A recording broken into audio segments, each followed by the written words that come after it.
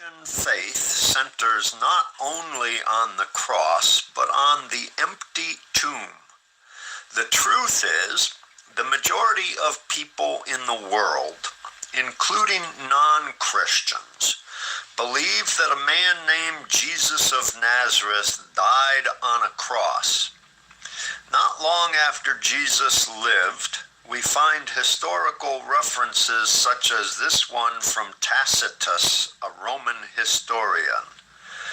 Nero inflicted the most exquisite tortures on a class hated for their abominations, called Christians by the populace.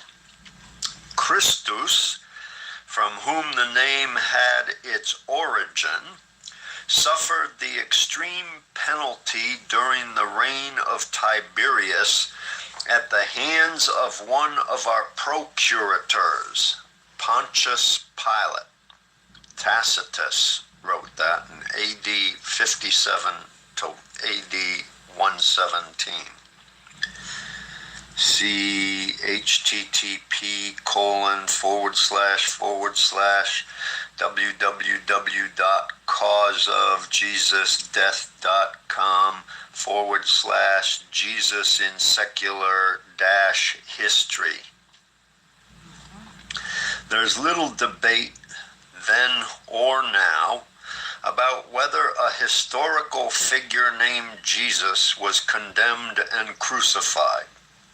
The hard part is the resurrection, the idea that Jesus of Nazareth, who was dead on a Friday afternoon, became alive again on a Sunday morning.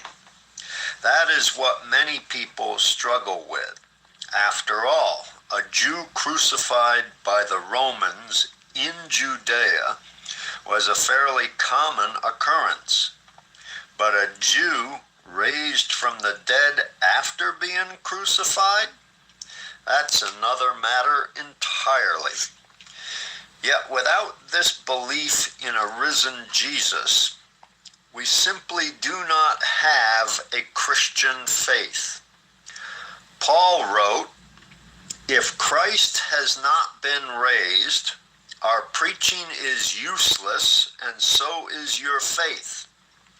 If only for this life we have hope in Christ, we are of all people most to be pitied." 1 Corinthians chapter 15, verses 14 and 19. Jesus' death itself had to be followed by his resurrection, because in his resurrection we have the surety of our own. When we come to the story of the resurrection of Jesus, we have two options. The first option is to view this story as sentimental propaganda written by a few lonely followers of Jesus to keep his memory alive, the way we try to keep the memory alive when a well-known figure dies today. The second option, when we come to the story of the resurrection, is to take it literally, a first-hand account of an extraordinary event, an event later interpreted to have implications for every human being who ever lived. Read Matthew chapter 28, verses 1 through 15. Why does Jesus tell the woman, in verse 9, to rejoice? Of course, they can be glad that he was resurrected, that their master came back. But what is the real reason to rejoice at the resurrection of Jesus?